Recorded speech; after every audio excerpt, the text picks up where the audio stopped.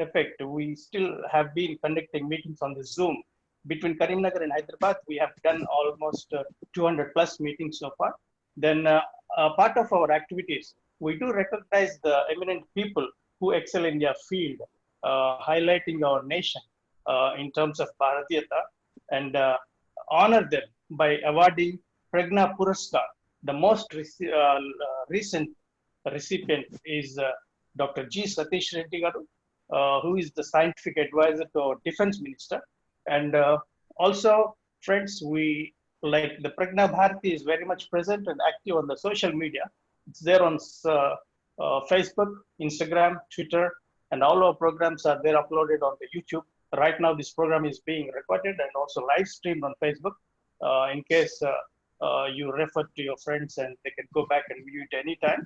So please do like us, follow us, and share to your groups and friends, and spread the good work we are doing, and contribute in any way you can, even in terms of articles, content, whatever way you wish to work together with us. And once again, welcome Dr. Abdullah Haiwad, and please, I give it back to Girdharji to take the program forward. Thank you so much. Thank you, Chandrasekhar ji. And friends, in the link that we shared, we have also added an option for you to contribute to our organization. If you feel that the work that we are doing is good and you want to be part of it, kindly do contribute. Whatever is the amount, it doesn't matter. But money is also important for an organization to run. So we have provided an option for you to online, to be able to pay that online as well. So kindly do also contribute and be part of this movement. Friends, it gives me great pleasure today to invite Dr. Abdullah Haiwad to our call today from Afghanistan. He is, a PhD in international finance. I can understand. I'm a chartered accountant, so finance related I can understand. But he's also a PhD in metaphysics. Wow. I mean, completely unrelated subjects, but then it's just amazing. I mean, physics also we can understand, but metaphysics. When that's Dr. Abdullah for you. And he did an MBA from Westminster University. Currently, he is the president of Afghan Governors Assembly. Like we have states, they also have states. He was formerly the governor of one of their states called Ghor. And so like that, there are many states, and each state has a governor, has a rule and their own administration. So he is currently the president of all these governors. And earlier, he was also the advisor to President of Afghanistan, Hamid Karzai. And, he's been a founder of an Afghan research center called Naween Research and Study Organization. So he is somebody who's seen the powers that be in Afghanistan at pretty close quarters. And as you had all seen while we were about to start the call, he was showing some artifacts which were found in central Afghanistan. So he has also had, a scope to look at some of their historical background and their history. Afghanistan history is intertwined and related to the rest of Bharat. We always considered this is extended Bharat, Akhanda Bharat. We don't call that, I mean, it could be a different country now legally, but it was always part of the Indian civilization. So their history dates back to 5,000-6,000 years back. Tora Bora caves were all full of many saints, rishis who were doing penance there. And we all know the recent Bamiyan Buddha, which was destroyed. Bamiyan Buddha was only 2,000 years old. But Afghan history goes back thousands of years before that as well. There were Hindu kings, there were Persian kings, then there were, of course, Islamic rule, and then British took over, then the Soviets took over. We know all that story. Dr. Abdullah is uniquely placed in terms of talking to us on what is happening to Afghanistan politically, what is the geostrategic importance of Afghanistan.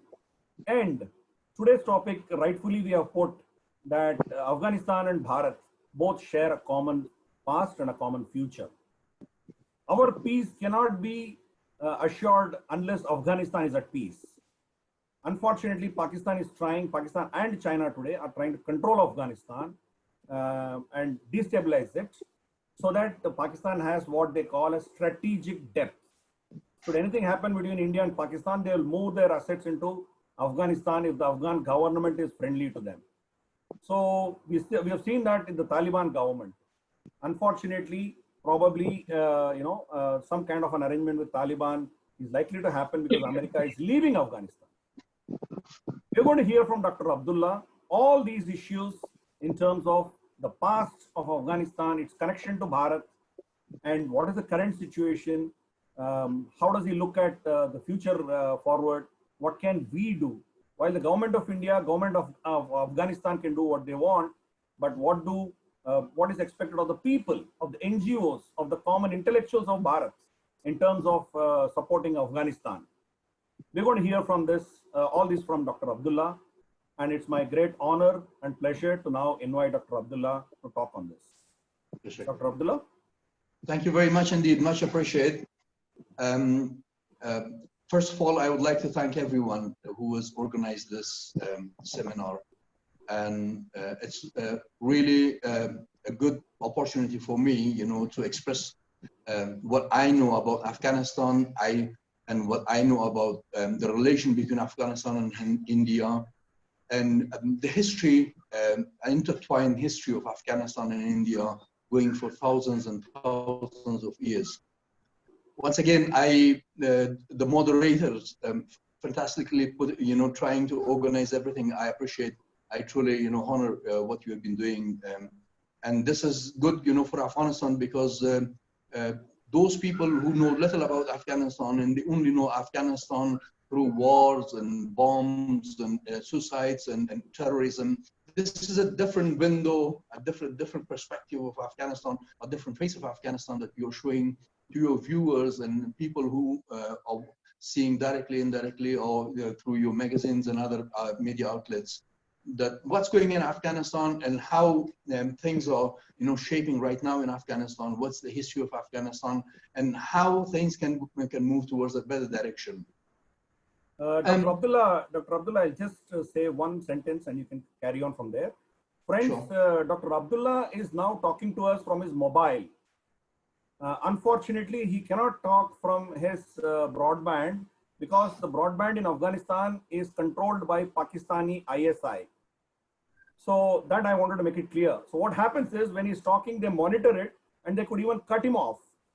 So that is the reason why he is trying to talk to us from his mobile.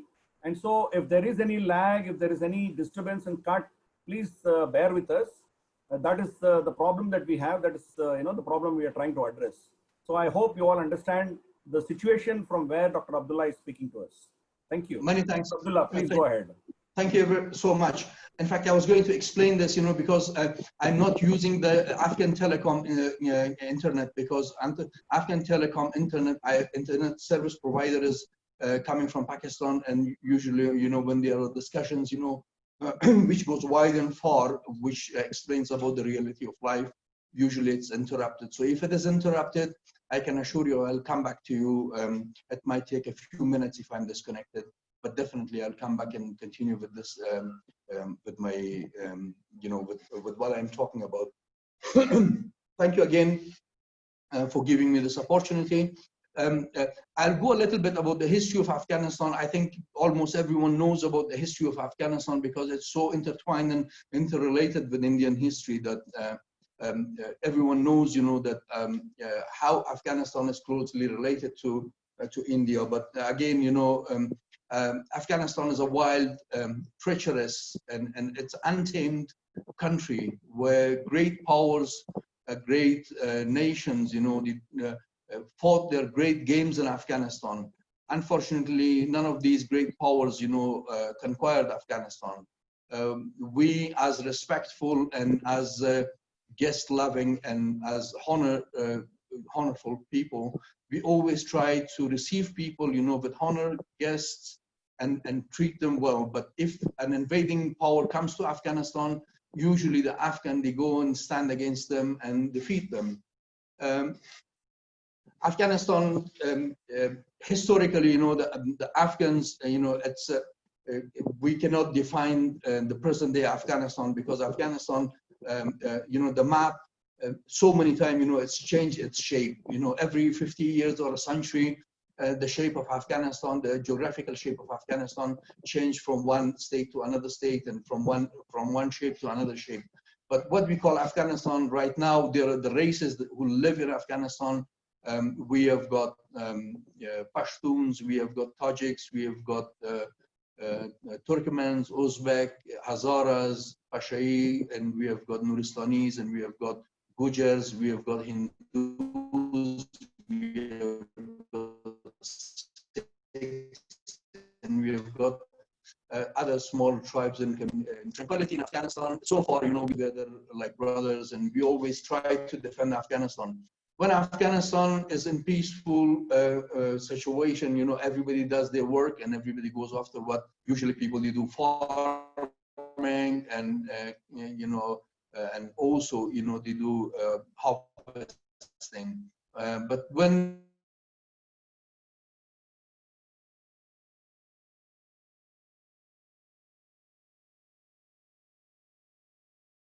a difficult time comes, all the Afghans, they get together and try to get through the difficult time that comes over. I mean, it's region, this region, you know, that now people, they call a part of this region, they call them South Asia, and part of this region, they call them Central Asia, and part of us, we are called the Middle East, and also between the Middle East and the South Asia, we respect. And this civilization, it's a combination of different cultures, you know, which got together and made this whole region prosper. Of course, the leaders were the Indians, because they were in the handcrafts and other things. So they were dominantly, you know, kind of, you know, rulers and past. And they ruled Afghanistan and this region. I'm not saying only the Afghanistan, but this region, you know, which now it's called, you know, with different names, and there are different borders between these countries. From Porus to Ashoka the Great, you know, we had several kings and several rulers of Hindu. Not necessarily they were all Indians. That's part of them. They were Afghans, and I mean, but they were. They ruled Afghanistan and this region, and the common thing between these rulers of Hindu ethnicity was they always looked onto the progressive side of this region, and they wanted to bring development in the whole region. They try, you know, to bring whatever they had from different parts of the region, and transfer it into another part of the civilization. So from the findings or from the development of people who lived in one part of this region to another part of the region. So everybody was equally benefited from this. And then we had the Buddhist influence in Afghanistan. Although we do not, in Afghanistan, we do not, you know, separate the Hindu civilization in Afghanistan and the Buddhist civilization in Afghanistan. Although this Buddhist civilization came much later, or the Buddhist religion came much later than the Hindu religion, which was in Afghanistan. But still, you know, it's an important part of, you know, Bamyan is the greatest, you know, monument which was destroyed by the Taliban with the, with the help of eyesight of Pakistan. But again, you know, the history cannot be just removed. It's not a page of the history book that you can tear off, burn it, and throw it away. It will always remain there. The history will remain there, and it will never be vanished. Surprisingly enough, some people, they might say, you know, well, you are saying that there were Hindus in Afghanistan, and how does it work, and where they were, and how they lived.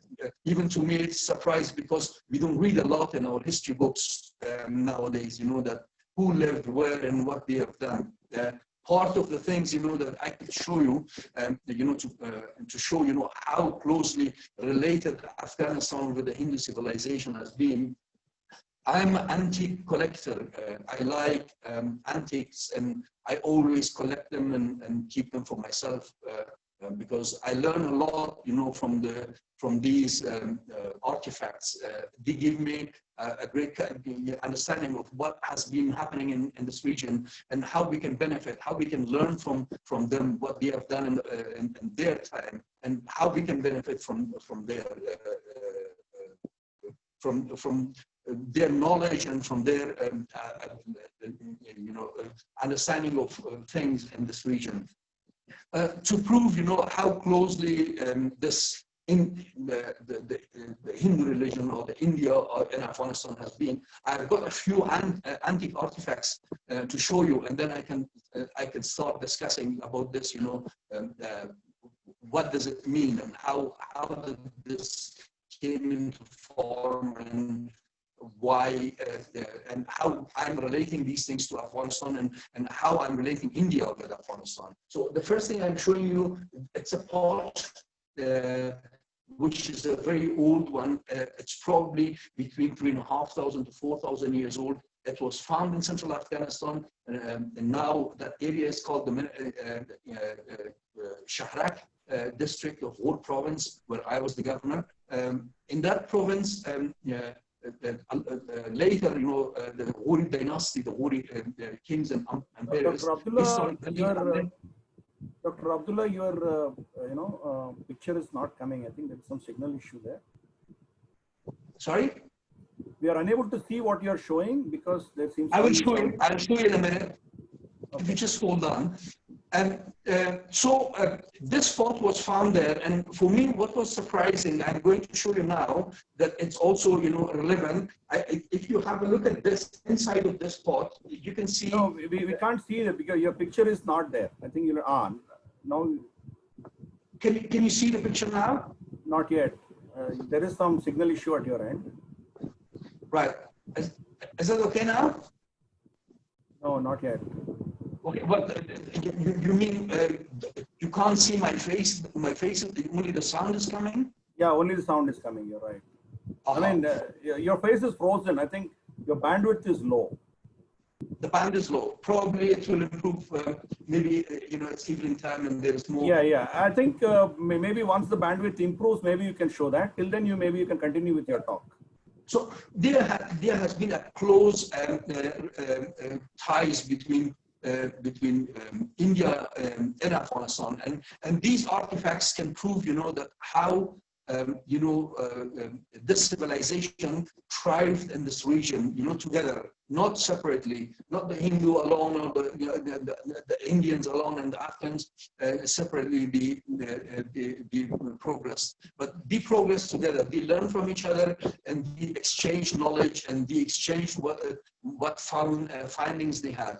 And this went on for a long time, until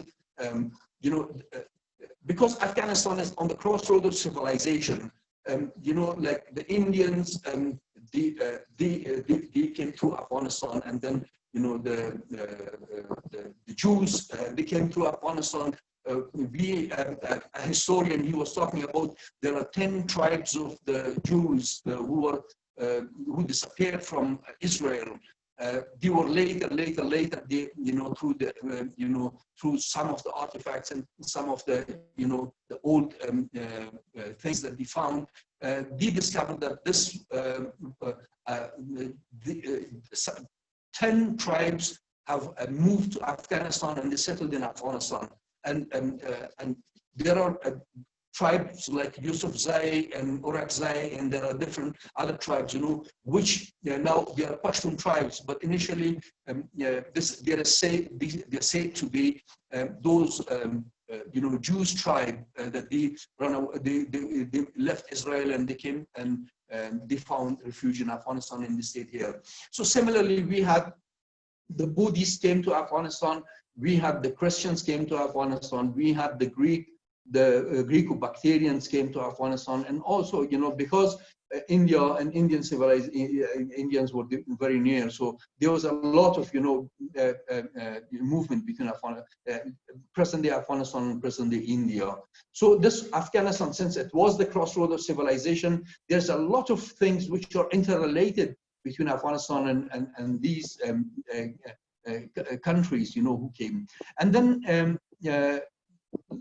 later, then the Islamic the Muslims, they came to Afghanistan around between 7th, 8th century. They entered Afghanistan and they tried to convert Afghans into to become Muslims, but usually in other countries where the Muslims they entered, you know, there was a lot of resistance and there was fights and there were wars, and finally the Muslims they dominated those non-Muslims, and then they converted them to Islam. But in Afghanistan, it was unlike other countries like Iran and other countries, Syria and Iraq, and today's Iraq and other Babylonian. Afghans, they listened to them, they understand them, and then finally they started converting. There were some fights, there was some resistance, Afghan resistance, and there was some Hindu Afghan king or ruler who fought against the Muslim, the Subuktagians, but and Abdul Rashid and other Muslim leaders. But finally, part of this Afghanistan converted to Islam, and the Islamic civilization started to thrive in this region. But it's not. We did not just take one thing from one, because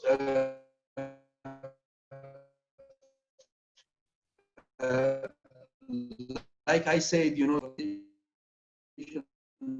people coming from Central Asia, different parts of the world, and they crossed Afghanistan from one part of the world to go to India through Afghanistan, and some people came through Afghanistan, something in which is Tajikistan, Uzbekistan, Kyrgyzstan, and these countries. So they crossed Afghanistan from India towards Central Asia, and from Russia, and from different places. So Afghanistan has always, you know, has taken a little bit of everything, and they mixed them together, and then they reintroduced them, you know, to people, you know, who crossed this place.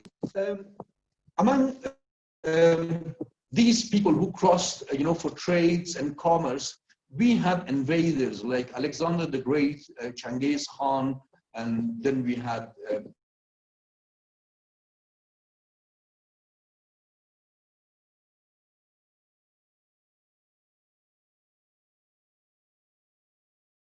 you know, the British. You know, Afghanistan, I mean, it's made in a way that people who travel to Afghanistan, they're welcome, and they're greeted, and they're helped, you know, to cross to Afghanistan, and for whatever other purposes, you know, they are here for trade, commerce, or exchange, cultural exchange, and other objectives. But if it's an invading power like Alexander the Great, he came to Afghanistan and he fought for 4 years in Afghanistan. Finally, he failed to conquer Afghanistan. From northern Afghanistan, he crossed over and he went towards India. And the same thing happened with Genghis Khan. Genghis Khan, his brother Alaku Khan, was killed in Afghanistan, and he couldn't conquer Afghanistan. And then, but he massacred Afghans, you know, in the process. And then he went through northern part of Afghanistan. He crossed over to India. Then we had the British. We had 3 wars with the British. Those days, you know, the British, they were the most powerful empire in the world, and they thought, you know, it will be easy for us if we conquer Afghanistan and then cross over to Central Asia, where, you know, they had their own objective. And Russian Tsarist government, they were trying, you know, to advance from that side. In all these 3 attempts, the British, they have failed in Afghanistan. They terribly failed in Afghanistan. And in the first Anglo-Afghan war, which was between 1839 and 1842, this was the first resistance against, first active resistance of a nation against British Empire. And when they were defeated and Muhammad Khan came back on the power, subsequently, you know, the Indians, they got an idea from the Afghans. They said, well, if a tiny nation like Afghanistan can go in war against the British Empire and can break British and you know, kick them out of their country, surely the Indians can do the same, and we will get our independence. So between I think it was 1854 to 1856 or 1857, the Indian started a resistance movement in different parts of India. I'm sure you know this has been explained in the history of India. But unlike with Afghans, you know, the British, they were very hard on the Indians, and they hit them so badly, you know, that they had a mass massacre in every province, every district of India. Wherever there was a resistance force, there was a huge retaliation from the British side. Because India was very important to them in every way, you know, in terms of trade, commerce, and this was a good geographical kind of, you know, geographical position in Asia. You know, if they hold this, they have a very easy reach to China, they have got a very easy reach to Central Asia, and they have got an easy reach to Middle East and Persia. So they wanted to keep hold of India, and also they were benefiting because India was rich in minerals and everything. So they were taking, you know, everything possible, even the labor, and even at later stages, you know, when they had wars in Africa, and even the, you know, the second, the first World War, they took a lot of Indians and to fight for the British government against, you know, European in the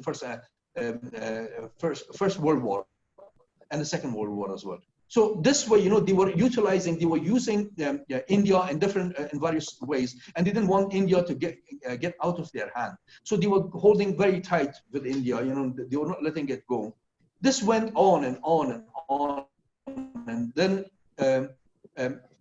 we had a second Anglo-Afghan war, which was during the 1880s, and we again, you know, was succeeded, you know, defeating the British government in Afghanistan. The third Anglo-Afghan war was really a decision-making for the whole region, because the British government, they kept trying, you know, to defeat Afghans, but then King Amanullah Khan was on the power, and he had a persistent kind of strategy to make sure, you know, that the British stop, you know, and stop, you know, stop, you know, attacking Afghanistan, or stop approaching again and again, you know, towards Afghanistan. He had to put an end to this. So this has happened. While this was happening, there were movements, you know, in India, which started with Khan Abdul Ghaffar Khan, Mahatma Gandhi, Jawaharlal Nehru, and then they had other partners, you know, that which Allama Iqbal, and there were some other Indians, you know, they were together, and they wanted to, they started a movement in India, and they also wanted, they said, this is the time, you know, we need to have a free India. So the struggle, the Afghan have got their independence, but at the same time, you know, the new race of Indians, they started, you know, struggle for a free India, and this went on until 1947. That everyone knows, you know, that India finally got their independence, and then part of India was segregated. It was separated from India, and it was made Pakistan.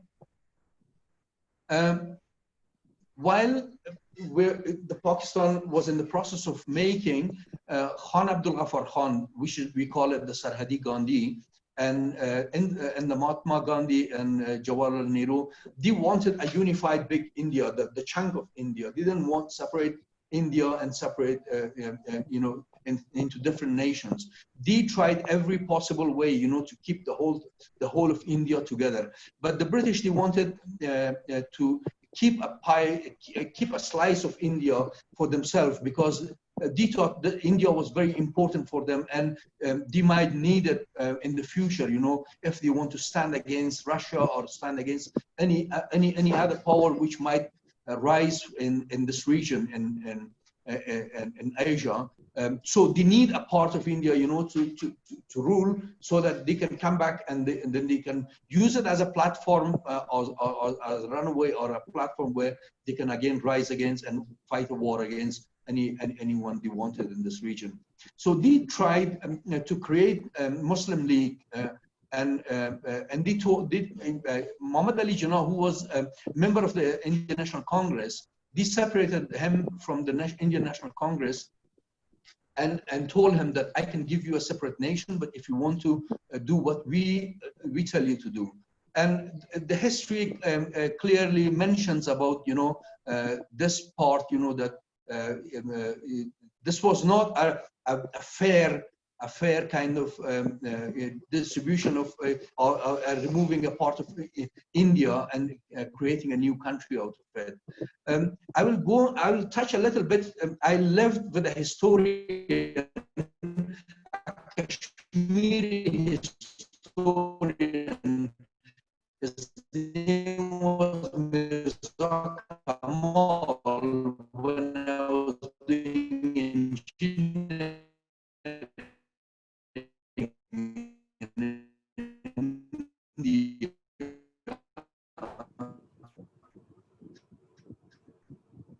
So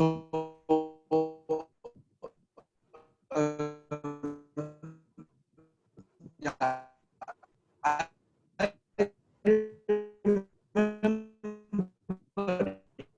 he was a living legend. He was a historian. He wrote the history of Kashmir. Dr. Abdullah, One part, I just go a little bit brief of this bit. Dr. Abdullah, and one of those fell and Mahatma Gandhi refused to drink that milk. Dr. Abdullah, I think his connection is lost. I think he'll come back. We'll just wait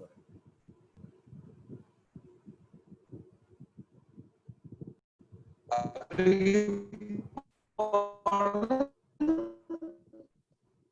Your signal is weak, so it broke when you were trying to say you lived with some historian, and then it broke. Oh, after I said the historian, it broke. Yeah, we didn't hear his name. We didn't hear his name. Okay, shall I start from there? Yeah, please. Okay. But I can't see myself. Can you see me? We can see you. Yes, we can. Okay. So what Mirza Kamal told me that Mahatma Gandhi and Jawaharlal Nehru came to Jammu, and they stayed in the fort of Maharaja Hari Singh, or you know, the castle that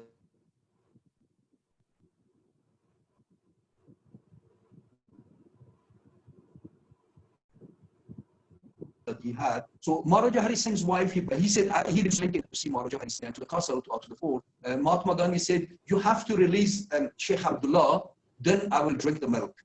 So Maharaja Hari Singh ordered to bring Sheikh Abdullah from jail to the castle. When he brought him, then he drank the milk, and they sat together and talked about the separation of India and about this whole thing. And then there they decided, you know, Mahatma Gandhi and Jawaharlal Nehru told Sheikh Abdullah that there is no force applied on you. If you want to go with Pakistan, it's a free choice. If you want to stay with India, it's a free choice. If you want to go, you can go. If you want to stay here, you will stay here, and you will be, you will be the prime minister. Then it was called the prime minister. Then the prime minister of Jammu and Kashmir. He accepted this, and this was on a free will with the Sheikh Abdullah that accepted this. And the Kashmiri people, they have accepted the same, because Sheikh Abdullah was their leader, and he accepted this. So the whole Kashmir obeyed Sheikh Abdullah's commitment to India. Then India has got separated into two parts. It was Pakistan and India, but Afghans, they never accepted Pakistan to be a state. Afghans always refused to accept that Pakistan was a state. It was, we always called them India. In 1949, when this issue of Pakistan as a country went to the United Nations, the only nation which refused to accept that Pakistan was a state was Afghanistan. And Pajwak, Abdurrahman Pajwak was the then the representative of Afghanistan in the United Nations. He clearly mentioned that we do not recognize Pakistan as a nation. I'm not going into the politics of this, but then the Pakistan was born into this region.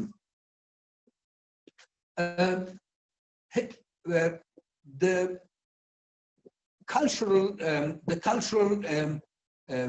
relation between Afghanistan and India has been very close. If it is, every cultural aspect of India, because there are so many things which are very close to each other, like food, music, our dresses. I mean, almost everything is so, closely related to one another that you feel, that this is, this is one nation and one country, but it's divided into two parts. I'm not going to, touch more on this because I will leave a little bit of time, for this maybe in the next session if there is one, because it's a vast subject, the relation, the language relation between the Indian languages and Afghan languages, and then our clothes, our food, our music, and all other relations that we have is very, very closely related. And this needs, a full kind of session, to speak about this.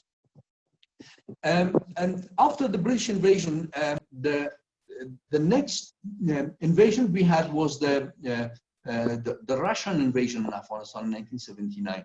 This came as a surprise to Afghans because we never thought Russians will invade Afghanistan. We always thought from very far, maybe United States or some, other superpowers will attack Afghanistan.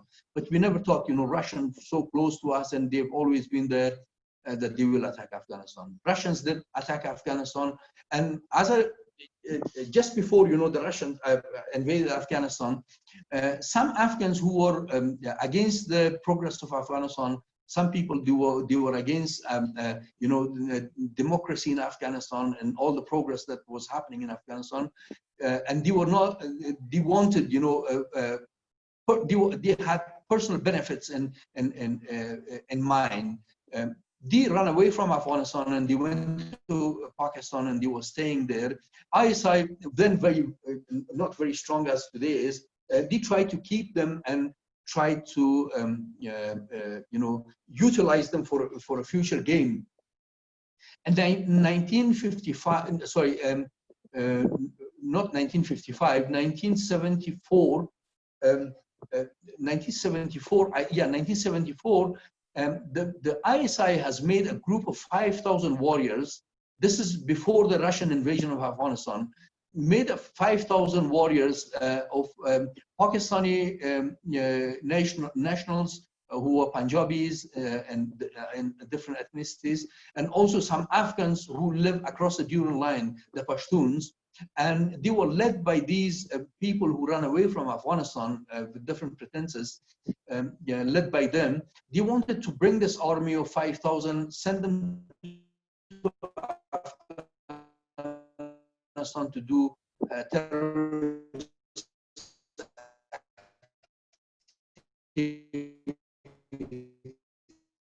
activities. But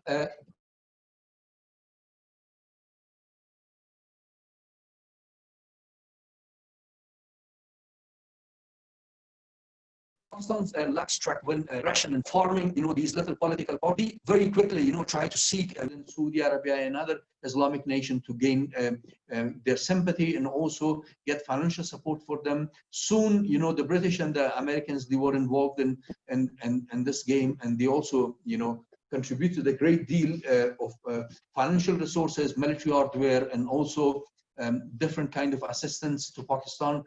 or via Pakistan or via ISI to Afghan Mujahideens to topple the communist government in Afghanistan, which was brought by the Russian invasion. So the Russians also was defeated, but with the Russian defeat, Afghans in Pakistan also wanted, you know, to in a way, first you wanted a weak Afghanistan on its one side, where they would be free, you know, to fight on the Indian side on the other. But this taste of, removing a government in Afghanistan and replacing them with their own puppets, this gives them a taste, you know, to turn Afghanistan into a fifth state of Pakistan, like Punjab, Sindh, and Balochistan and Pashtunistan. So they wanted to turn Afghanistan into a state of Pakistan. But this, there was a military general, Ayub Khan, and not the Ayub Khan which fought a war, but this is another Ayub Khan, which was a member of the ISI. He said, we made a mistake, you know, entering Afghanistan and trying to control Afghanistan like the British and others, and we are paying for the consequences. So the consequences of this was that they lost, they did not lose in terms of, you know, bringing the Mujahideens onto the power and weakening Afghanistan, and even, putting in Pakistani currency as a trading currency in Afghanistan. The telephone lines were from Peshawar and Quetta, which was operated in Kabul and Kandahar and other places. But at the same time, you know, the side effect of this was that it raised an awareness among the Pashtuns and Balochs and Sindhis and Baltistanis and other tribes in Pakistan that, well, I think we have a window of opportunity for freedom, because Baloch, they have been free, you know, in 1947, 11th August 1947, Baloch were free. So Baloch decided, you know, that it's a good opportunity for us, you know, that to start a freedom struggle.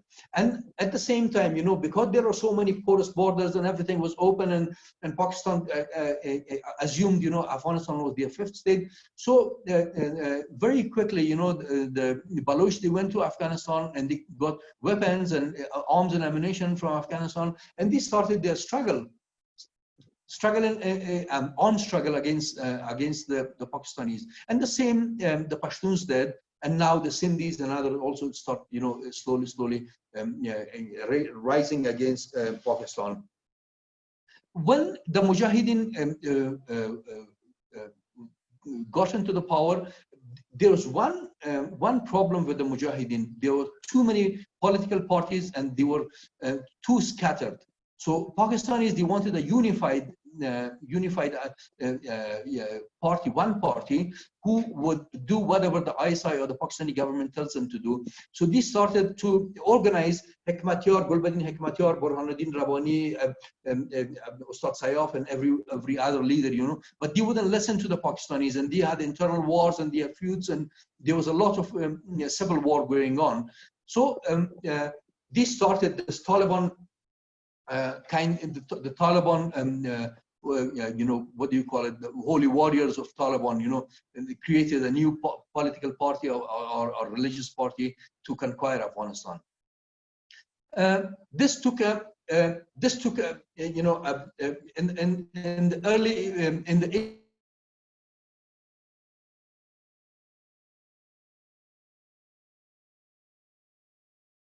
80s, there was a Maulvi Muhammad Nabi Muhammadi in Pakistan. So they had a very good name because they were doing justice, they were doing like Robin Hood kind of things. So they created Taliban with that name of the Talib group, but they had their own agendas behind.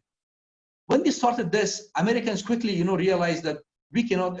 Americans did try to because Bredas was the company, the oil company, the Brazilian company, who were making a deal, who made a deal with Turkmenistan to take the Turkmen oil from Turkmenistan through Iran and take them out to international markets, to China and India, and sell them internationally. But then Unicol came inside, and then they took Bredas out of the scene, and they Unicol made a contract with Turkmenistan. And when they made a contract with Turkmenistan, the easiest way to get this oil out was through Afghanistan into Pakistan and then out. So for this, they needed Pakistani's help, the ISI's help, to strengthen Taliban in order to bring peace and stability so that the pipeline is safe. And so they could put a pipeline through Afghanistan into Pakistan, and from Pakistan, they will take the oil out and sell them in the world. They started financing ISI once again, to strengthen Taliban. And the Taliban were so strong that they almost conquered almost every part of Afghanistan except few mountaintops, and few pockets of resistance. But then the Taliban had a bigger vision. The Taliban wanted to go to Central Asia, and they wanted to cross, into the Middle East, and they also wanted to go into South Asia and also Pakistan. They will conquer Pakistan, and from one side they will expand to South Asia. From one side they will go to Middle East, and then the other side to Central Asia. And there Pakistan realized, that this is going out of hand, and the United States also, they wanted to control this because this was going way too far away. So then the what do you call it, the 9/11 happened, and this was a good opportunity for the United States and the British and the Pakistanis, to hold back the Taliban and bring a new government into Afghanistan. I'm not going to talk about the China's relation, because it's going to again to be a very long one, because Chinese they have a very cunning kind of strategy. Because when they enter a place, they enter slowly with small trades, and then they start making the links, and they start putting the pillars, and then they start making the bridge, and they will make it permanent, and they will leave it. And One Belt, One Road, or the CPAC, is one of the better examples I can give you. Started, in 2008, they started, foundation for trade in Afghanistan and Pakistan, but then very soon they moved in and they started investing heavily in border. And they wanted to make the border port, and for their own benefit, and also strengthen Pakistan, and use this port and this One Belt, One Road initiative, to strengthen the economy. And also, they also have expansionist kind of vision through Central Asia, through South Asia, and also, through One Belt, One Road into Eastern Europe. Now it's called Europe. Not anymore Eastern Europe, into Western Europe. So that's a kind of expansionism vision, that China has, and this needs a little bit more elaboration, which I'm not going to talk more about on this one. Iran, I will leave for now. Maybe Dr. Abdullah, you can show the artifacts now. Signal seems to be okay now. Yeah. Can you? That's okay. No, now if you see this, you will see a swastika right in the middle. I don't know if you can see this. Yeah, we can. Yeah. So this spot is between 3,500 to 4,000 years old, and this is found in central Afghanistan. And this spot shows a swastika, which clearly indicates, that the Indian civilization had a very strong presence in this region, and not only presence in this region, but they were active and and doing like nowadays we have the research and development on the various issues. They might have religious issues, political issues, cultural, and also technological progress. The second one I'm showing you, this is a brass artifact, which there's an Indian goddess standing on a lotus. I don't know if you can see the lotus, and also the face of the Indian goddess. This was also found in Central Asia. Central Afghanistan is very mountainous, and it's the highest peaks of Hindu Kush. And usually, their inhabitants are very, even now, there are very limited people living there. I mean, finding these kind of things in those top mountains, it raises questions, how far the Indian went and where they were trying to develop things. This is another part I have. You can see the swastika around here. And also, you can see the snakes. I don't know if you can see clearly, but there are two snakes, it's also, called, it's respected widely in India, and it's, on some Indian gods and goddesses' neck, you will see the snakes, and the swastika, you can see here on these pots. I mean, these are used for prayers, these things that I have. The other one I have is this one, which clearly, you can see there are lots of, designs of swastika on this one. And these old, pots and potteries are very old, and these are all clear indications. Now, this one has got a cow, design inside of this little pot. This is very it's not strange, but this is very interesting, to see, how far, and these were used for prayers, like they used to bring flowers and milk and other things, and they would offer to the god. So this had, kind of designs inside. I don't know if you can see the designs, and they're all related to Indian religion, Hindu religion, and also the Indian culture. I have more things to show you. This one, again, it shows, the traces. It used to have a kind of, a knob where you used to, pour, God knows, wine or milk or something. But this is also something like that. And this one too, it's not a buffalo, it's not another, but it's just a cow, that you can see the horns, and you can see, that it's also religious, that was used. And I have many more, to show. This show, how closely we are related, Afghanistan and India, and how closely we have been staying together, and how closely we've been working together. If it was religion, if it was, working on cultural issues, and also even political and social. So that link through history, it has been weakened, and there are several contributors to weakening this these links. Number one, the barriers and the boundaries, and that kept our countries apart. This has had a great contribution. And the later years, when India got its independence, although Afghanistan has always been the most favored nation, I think in 3 years, 1953 or 1951, there was an accord between India and Afghanistan. Jawaharlal Nehru and King of Afghanistan, Zahir Shah, signed an accord that these two countries are the most favored nation, and they do not have taxes. There's a lot of, regulations which are pardoned between these two nations. But unfortunately, what we expect and what the Indian expect, this hasn't materialized for the Indians and sorry, Indians and Afghans. Internally, Afghanistan, when there is a war, the consequences are very bad. And for Afghans, it's been 41 years that Afghans have been in war.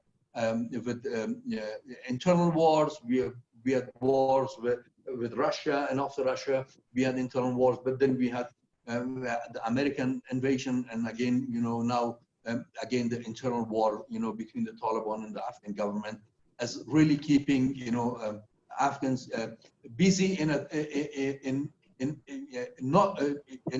something, that really doesn't contribute towards Afghanistan in progress in any way. So definitely, what we expect, or what we need to understand, that it's important that we, two nations, Afghanistan and India, that we don't call them two nations, but it was one nation with two, now it's got two different names and two different borders, that we have to bring these relations back together. We have to close those gaps.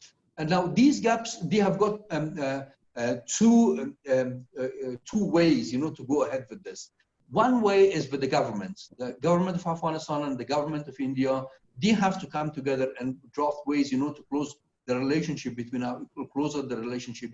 Afghanistan and India, which is already, there is Afghans, they always treat India as great friends. And likewise, Indians, they treat Afghans as good friends. there's a lot of projects India is doing with the government of Afghanistan. So that part has already been covered, and there is a lot of contributions, that the Indian government is doing in Afghanistan, and we are thankful, to all the contributions that they have been doing in the past 20 years in Afghanistan. And prior to that, with different government, India has always been friend of Afghanistan throughout, throughout the 73 years of its independence. And they always stood by Afghanistan, and Afghanistan always stood by India. Whenever there was hard times, we always stood by each other's government. But what we are lacking, that it's never been addressed is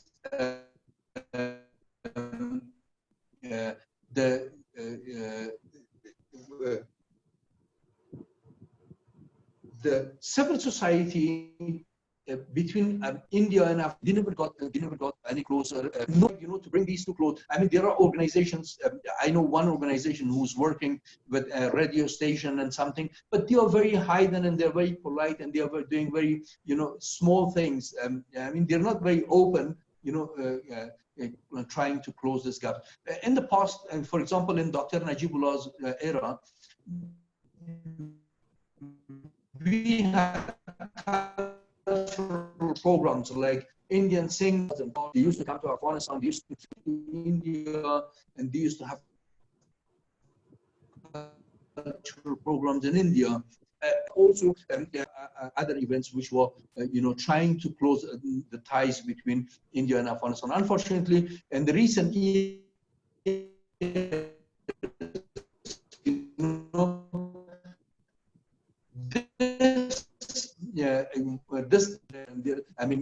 there is need to say keep this together and closer.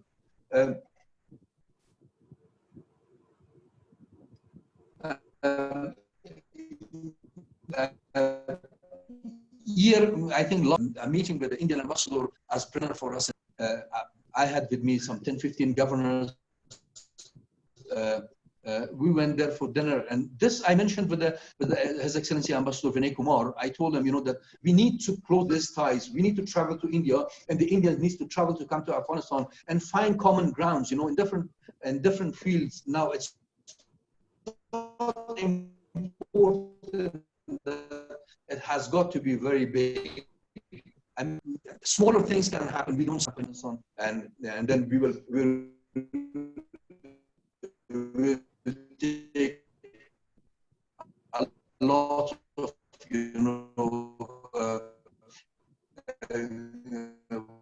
what do you call it, herbs from Afghanistan, and we will sell it to the pharmaceutical company in India. Maybe, the shopkeepers and shopkeepers, just the singers or dancers or clothes designers, or, there are many fields, that could, these things can really bring Afghanistan and India much closer. Than we have got a common enemy between us, and to stop their progress, we need to get closer and closer to each other than ever before. Because now, if we don't get closer, somebody else will get closer with them. Now, we didn't get close with Russia. Pakistan has got closer to Russia now. Now you can see they have joint military exercises. They have got joint cultural programs. They've got, a lot of Pakistanis are going and investing in Russia. The Russians are coming and they are buying leather and they're doing trade with Pakistan. So we didn't take benefit of the Russians. Pakistanis took the benefit. We are one of the major importers of everything, commodities to clothing and everything from Pakistan. And although the quality is not very good, but still we do it because this is the only option we have. Indians are not coming any closer to us. So this depends on the initially, it depends on the society to make programs, to bring the communities together. Once, we link them together, we can let them to continue this relation. Thank you very much for you. It has been very fantastic, talking. It was very fun. but I thoroughly enjoyed it. Yeah, thank you, Dr. Abdullah. We will take questions now, but what we can do is probably... If there are any questions... Yeah, what we can do is probably you can switch off your camera so that your bandwidth will improve, because your speech has been breaking, especially in the end. So if you can switch off the camera, okay, only the voice we can continue. I think that will be easy for us for some time at least, till your bandwidth improves upon. Yeah. okay. Yeah. Hopefully it should be okay now. Is it okay? Can you hear us? I can hear you. Yeah. Hello. Yeah. Yeah. Great. So let's start with that. Well, I will just fill a couple of 2-3 questions before I throw it open to the panel. One, now that America, USA, and Taliban have struck a deal in Qatar, how do you see the things panning out from now on? Do you think we're going to have some challenging days? Because I think the government of Afghanistan was asked to release a lot of Taliban prisoners, and they are all now spread in the country, and they would be armed back by ISI, China, whoever it is, and so you're going to have a lot of destabilization there, and and then probably they are not controlling more than 6-7% of your population, but still they have vast areas of occupation. So how do you see this after the US Taliban deal? How challenging is it going to be for Afghanistan to, or your Afghanistan government at least, to survive the post-American scene? Honestly speaking, we have various circles of politicians who are, and from time to time we have discussions about what's happening and how we can stop another wave of violence in Afghanistan, because with Americans withdrawing from Afghanistan, the way they are saying that they would reduce their forces to 5,000, and then also making an accord with the Taliban and pressurizing the Afghan government to release 5,000 prisoners. Now, 5,000 prisoners is, I think, in our terms, I don't know, it's a very, very huge force, fighting force. If you leave them, if they go and rearm and start fighting, now this is going to be very difficult for Afghan government unless they stand up to the promise that they made with the US government. Because they are not a government, we cannot trust them, because Taliban is not a government. If they are making a kind of commitment to the US, and then later on say, well, I'm sorry, I joked, or it was a mistake we made, and we will continue the war. So what will happen then? Now this is very scary for all Afghans, and we are very, very concerned about how this issue needs to be addressed. But again, Afghans are ready, for for every event. We are very, very concerned about what's going to happen next, because ISI wants a very weak Afghanistan on their borders, and this is going to be very difficult for Afghans, to sustain. The other night we had a discussion in one of my friends' home, and one of our friends said that unless Afghanistan is fully supported with India and some Western countries, at least financially, we are going to face another civil war of this, that we had in the 1990s. Yeah. So this is really difficult, and we are still waiting to hear more. Okay. What do you expect from India? What are the specific expectations from India? Now, there are different ways. What we all Afghans expect. Not me. If I say, what Afghans expect, we want to open many channels. with India. Not only one channel, you know, if you open, for example, military channel and request the Indian government to send us, for example, 5, 10,000 or 50,000 soldiers, peacekeeping soldiers and guard Afghanistan. This is not going to be easy because Pakistanis, they don't want Indians on Afghan soil. When the consulate in Kandahar and Herat and different places in Nangarhar is open, you know, it went very hard on Pakistanis because they didn't want Indians any closer to Afghanistan. They want India to be as further away from Afghanistan as possible. So we have to open many channels. We have to open economic, we have to open financial, we have to open cultural, we have to open many channels, you know, in order to be able to, you know, get people so involved, you know, get the two governments and the two civil societies and the people of two countries so involved, you know, that it becomes unmanageable for our enemies, you know, to destroy this relationship.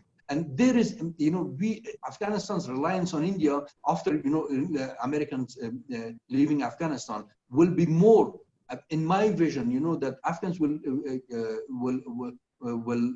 try and expect more from India. This is not my wordings. This is the wordings of every politician that I've been sitting in the past few months and discussing this. And they want, you know, they want more involvement of Indians in Afghanistan, not military-wise, but otherwise. Okay, but then, you know, Afghanistan being landlocked, how does India reach you? So we are again constrained by Pakistan, and Pakistan has refused land access. So we only have an air corridor, and we don't know when Pakistan would switch that off. Similarly, the Chabahar port also doesn't seem to be going well. So even if we want to access you through Iran, that doesn't seem to be really working out. And now that China and Iran have struck a deal of $400 billion, what does that leave the India-Afghanistan relationship with? How do we reach you? How do we access you?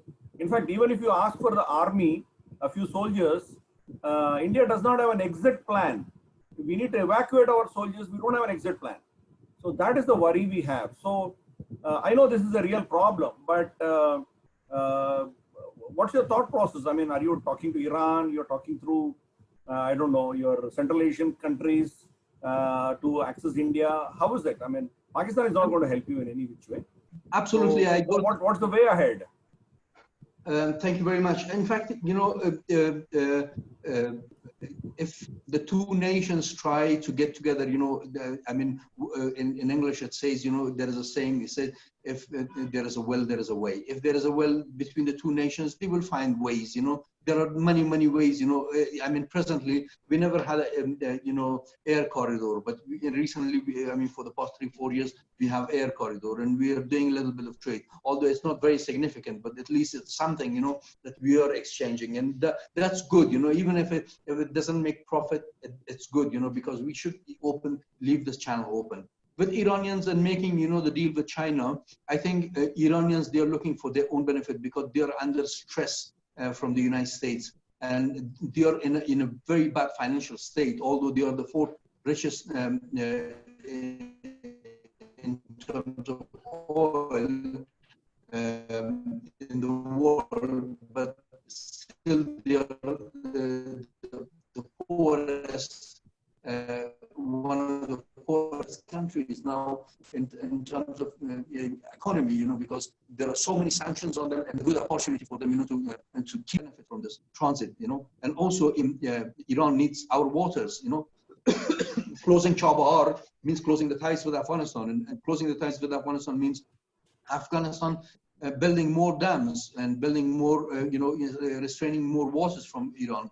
And Iran is already in big trouble with on waters with Turkey, and also, you know, with the United States, you know, with so many sanctions. I don't think, you know, they want another trouble from Afghanistan side. So definitely, you know, there are possibilities. There are possibilities if the two nations, you know, try to draft ways. I'm sure, you know, if you put, you know, if there are two teams made and we put them together, you know, to work on ways, you know, how to, because Pakistan also, mind you, you know, they're not a strong, very, you know, stable nation. that they don't need anyone's help. Have you heard the recent developments between Saudi and Pakistan? Yes. Was refused to be met by the foreign minister of Saudi, and they also asked for 1 billion in aid that the initial to Pakistan. So now there are more isolated, and China doesn't give a free penny to anyone, because China wants to give you if China wants to give you $1, they want to get $5 off you, and Pakistan doesn't have that $5 to give to China. Therefore, Pakistan is also in a tight situation. Imran Khan, you must have seen, there are some bloggers, they're making jokes of Imran Khan, that he's got a pot in his hand and he's begging all over the world and nobody's giving him money. They're not giving money for improving the economy. They're not giving for the trade, commerce, military. So all the resources, they're drying up. And because Pakistan is becoming more friendly with China and Russia, the United States is also putting them in gray what do you call it, list. And probably soon, in a year or two, they might go into blacklist, and sanctions will start on them. So they need India, they need Afghanistan, they need trade. So in any way, even transit can benefit them, and give them something. Nation or a strong nation, and they don't need anyone's help. They are in terrible situation, and they definitely need help. Okay, I think I'll ask a last question, and then I'll throw it open to the audience to ask it. Okay. I'm sure you are aware of this new recent law passed in India, what we call a Citizenship Amendment Act, yes, where we fast-tracked citizenship to minorities in our neighboring countries. And we consider Afghanistan to be our neighbor, because we have about 130 kilometers of border which we share with you in our Gilgit agency. Yes, your Wakhan corridor touches our Gilgit agency, and that is, according to us, under illegal occupation of Pakistan. So that is trying to address the problem of minorities in all the countries, including Afghanistan. So the Hindus, the Buddhists, the Sikhs of Afghanistan are being persecuted, and so their religious freedom is under strain. So they have been migrating to India and Europe and America and elsewhere. So Indian government has kind of fast-tracked their citizenship road. yes. And also Kamala Harris, the current Democratic vice presidential nominee, she has written to Donald Trump asking him to grant permanent residence and citizenship to 5,000 Afghani Hindus. Yes. So, what is your take on this? I mean, why are the minorities who survived thousands of years, they're not, they're actual natives of Afghanistan. They are Afghans. They're Hindus, they're not Muslims. They're Sikhs. So they are unable to live anymore in that country, and they're seeking citizenship of India or USA. Isn't it not a big challenge to Afghan society? And how do you want to address that? And is there any talk about it internally among your governors and in your administration? This is a very serious issue, to be honest. It's, from one side, opening doors to Afghans, staying in other countries is not so bad when their life is in danger. Even we want, to safeguard our citizens. But when it happens, and we are losing, they're part of our civilization. They're part of our society. Our society is made of, these different communities and tribes, and they're all intertwined. They're interrelated with one another. Sometimes, we have weddings. A wedding party will not go without, they've got stick dance, they're stick dancing, and this is famous among the Hindus and Sikhs of Afghanistan. So if it's a Muslim wedding, or if it's anyone's wedding, you know, there is a group of Hindu and Sikh, you know, they come and they stick dance in the wedding party. So, you know, the things that it's so interwoven, you know, this the society that sending them and sending away as a concern for us.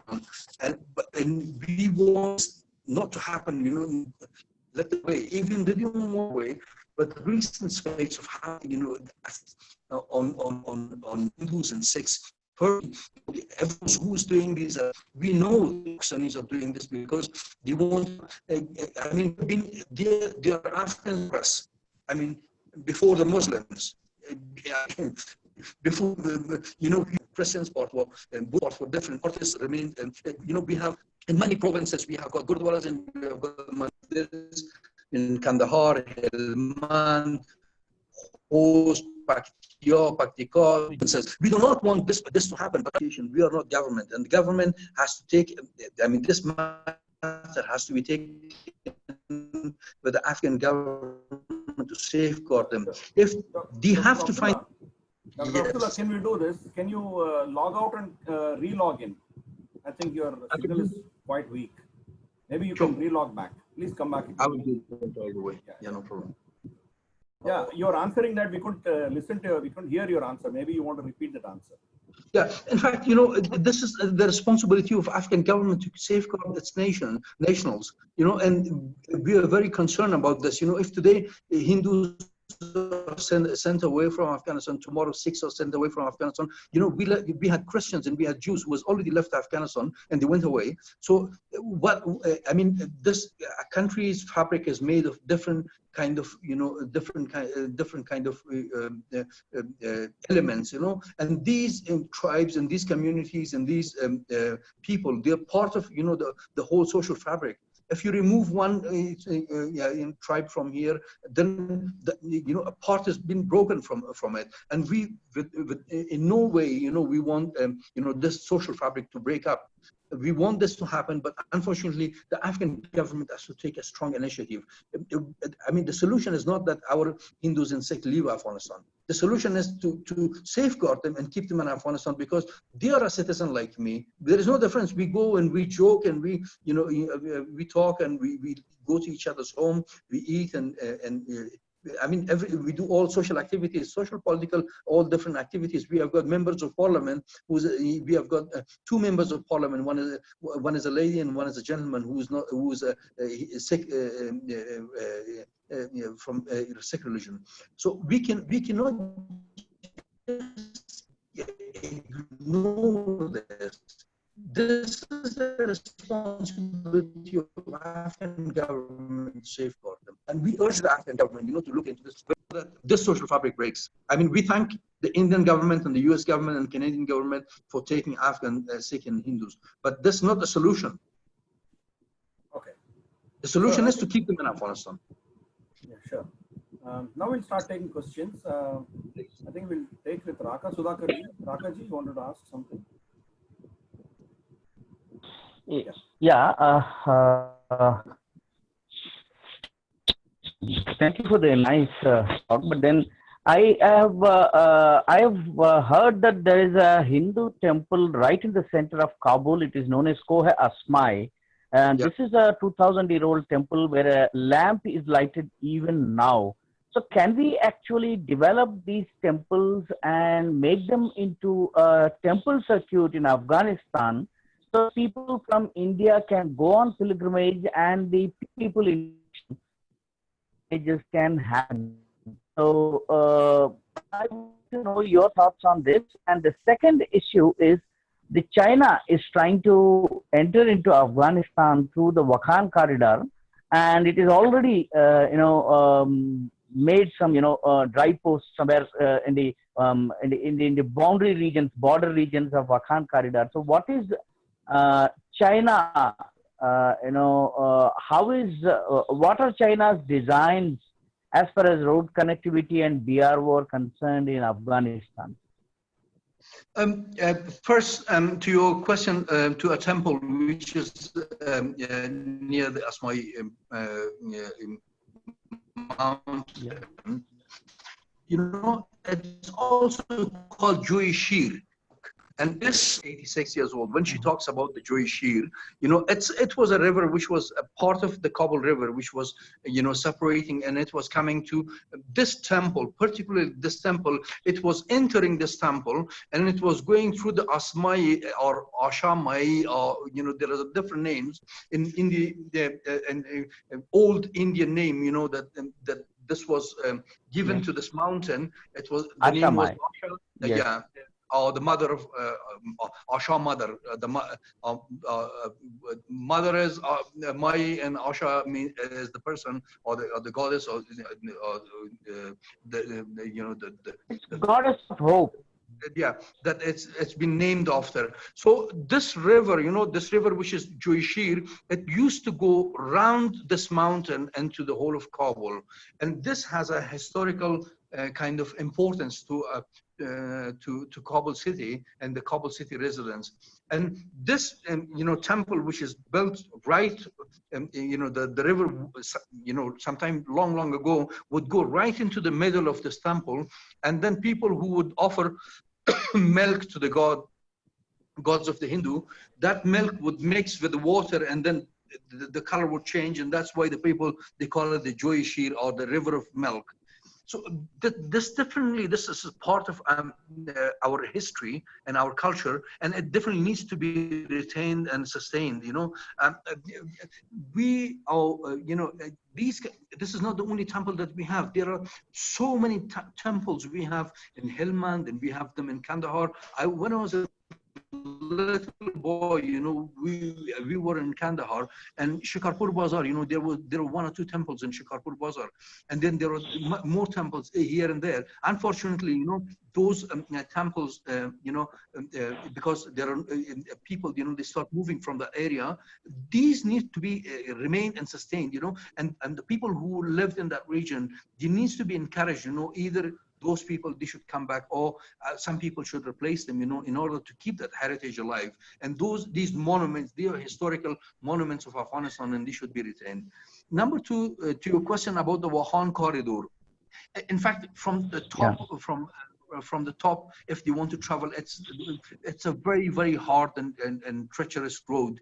I mean, coming through a Wakhan corridor, it's not an easy option for the Chinese to come. But the Chinese has a rather easier way to come and get into Afghanistan from there. You know, they would come to Kyrgyzstan from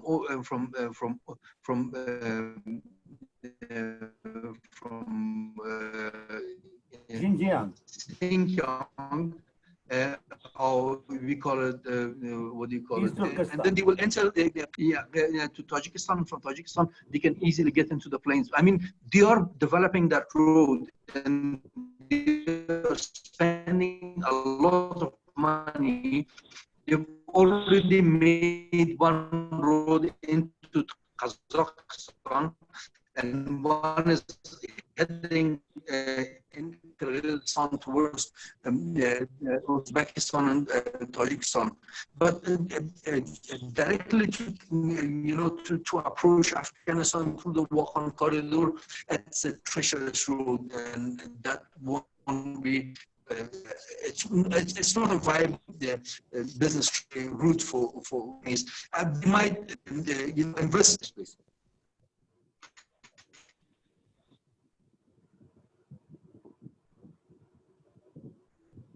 Abdullah, your voice is broken up. Did anyone hear me? Yeah, we can hear you now.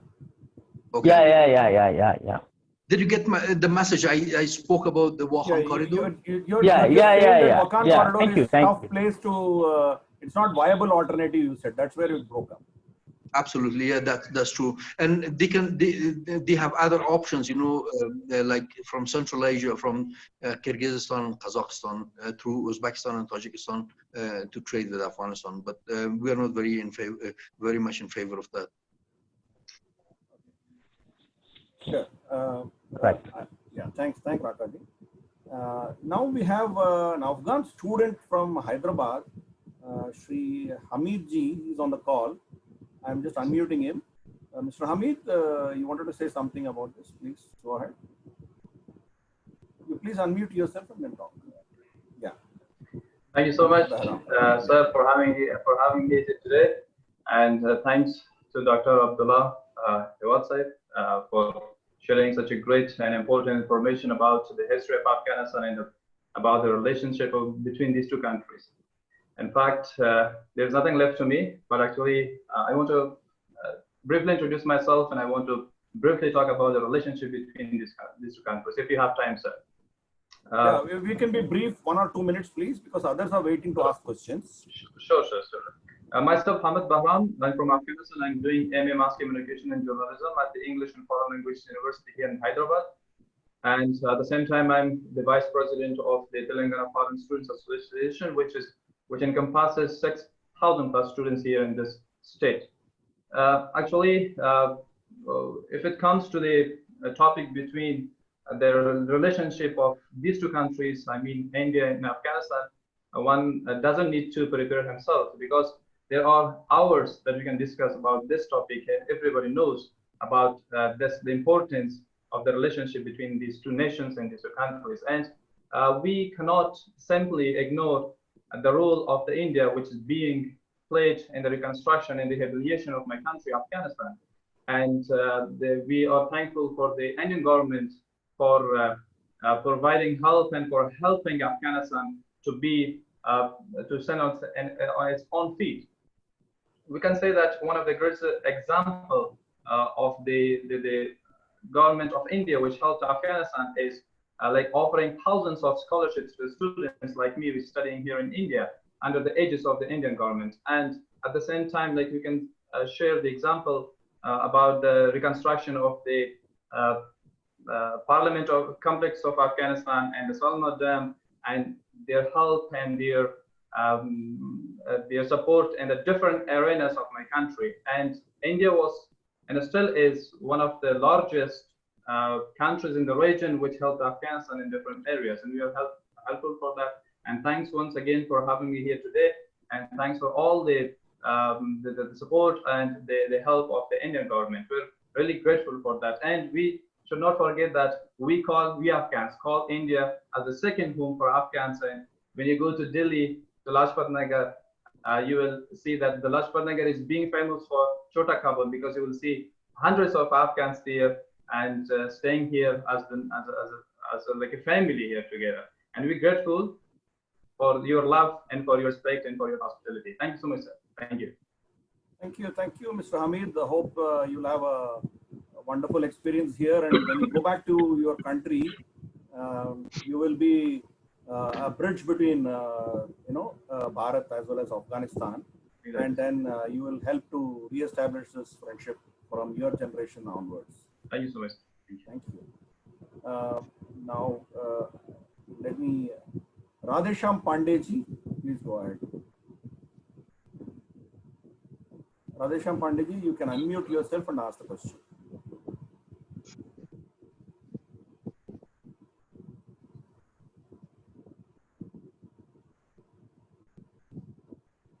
Radhesham Pandeyji, please unmute yourself. Okay, then we will go to Himanshu ji. Himanshu Paridaji, please go ahead to ask your question. Thank you, Giridharji. Am I audible? Yeah, you are. Please go ahead. Yeah, thank you, Giridharji.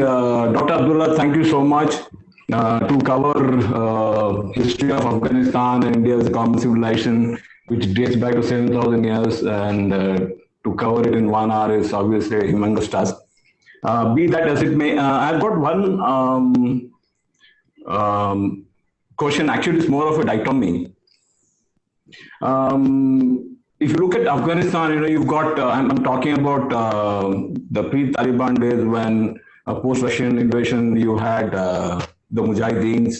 At that point of time, you had the legendary Ahmad Shah Massoud, and then you got Rashid Dostum, and then you got the Hajaras, and then you also had ethnic Pashtuns who were part of the same, organization, and they succeeded in driving out Russia. Post that, you see a split between Northern Alliance and then you, and on one side, and then you've got the ethnic Pashtuns, then you've got the Haqqani networks. My question is, if you look at an average Pashtun in Afghanistan, or for that matter in Pakistan, they don't believe in the Durand line. But then they are, at the same time, you have Haqqani network, and then you got a Peshawar, Quetta, Surah, Peshawar Surah, which is basically supposed to be the stomping ground for the Pathans. How exactly do you explain? Because you have native Pashtuns, civilians who are dead against Taliban, and at the same time you also have got your Haqqani network who are also ethnic Pashtuns who are fighting a bitter battle against Afghanistan, and at the same time they are ranged against your ethnic minorities from Northern Alliance like your Hazaras and Uzbeks, and then your Tajiks. Don't you see there's a dichotomy? Because, you know, if you read Ahmad Rashid's book Taliban, he's tried to explain this particular very curious question, but then there's no answer to this. You have the same set of people ranged against each other. At the same time, you've got civilians who are fighting against the Pakistans. Thank you very much for the question. It was interesting. In fact, Afghans are Afghans. We don't divide them into Pashtuns or Pathans or Tajiks and Uzbeks and Azeris. You know, like in explanation, I said, you know, when there is all of us, we get together and we fight that. The British, they had a very kind of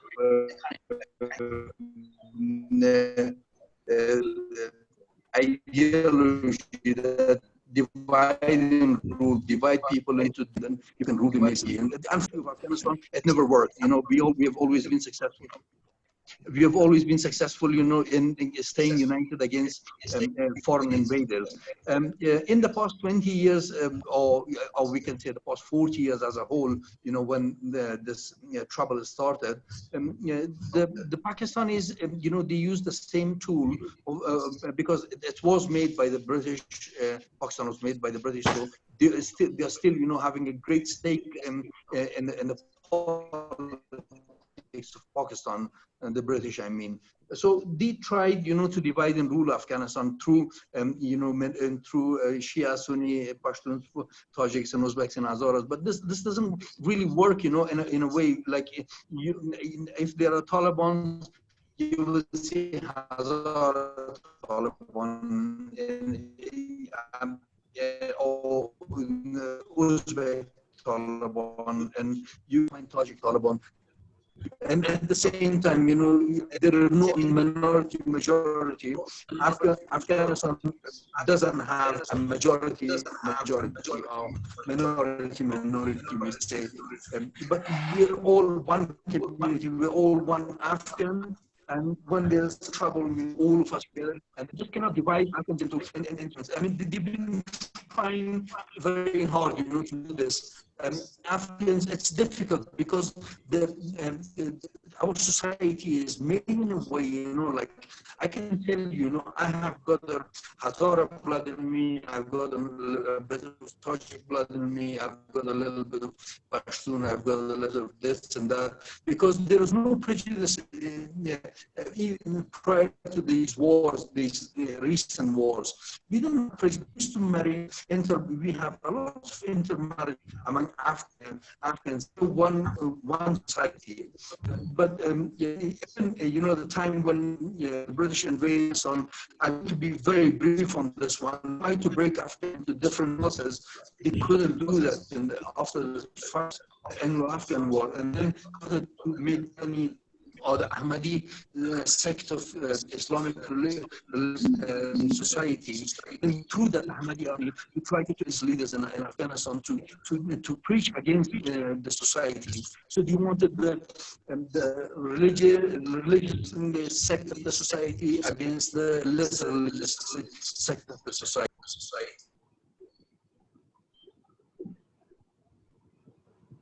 Okay.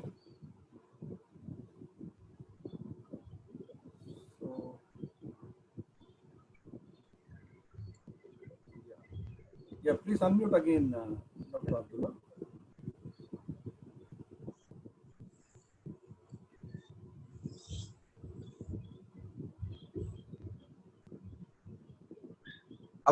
Can you hear me now? Yeah, we can hear you now. Yeah, now I'm unmuted. So Yeah, this is a very old trick, and we are used to this trick. And this, I mean, in short time, it might be effective, but in long terms, Afghans remain Afghans. okay. Two quick points. Afghanistan leg spinner Rashid is extremely popular. By the way, I am from Hyderabad, and Rashid plays for Sunrise Hyderabad. It's extremely popular. I've happened to meet him quite, I think, twice. Interesting character. And the second thing is, with your permission, I'd just like to show you a book.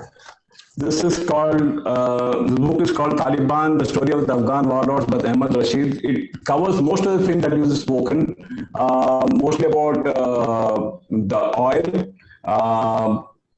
I'm actually very surprised when I read this book, the value of the projects that you're talking about. This is the gas that is emanating from Turkmenistan and then getting distributed to Turkey, and then you got your Turkey, Turkmenistan, Afghanistan, Pakistan, India, Iran is worth about $33.5 billion US, and this is as of 1996. So you can imagine the great game that is going on in Afghanistan. It's all basically for oil, gas, mineral resources. Thank you so much, Abdullah. Thank you. Thank you so much. Cheers. And also, you try to find the Duran Curse by Rajiv Dogra. Duran Curse. It's called. It's written by Rajiv Dogra. It's a very interesting book. You must read it on Duran Line. Sure. Thank you. Now I want to invite Venkatramana from Karimnagar, please. Yeah. Venkatramana ji, you can unmute and speak. Good evening, Ji. Is there any effort from the civil society to remind Afghans about their civilizational heritage? And if it is so, how people receive it, both the intellectual community, academia, and common folks, reminding them about their common folks also, how they receive it, this attempt to remind people about the great heritage of their past pre-Islamic times.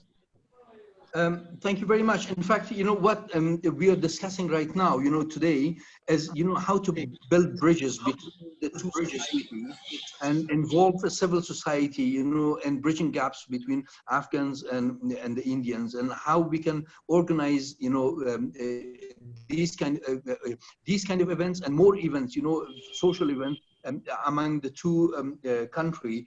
And involving civil society, to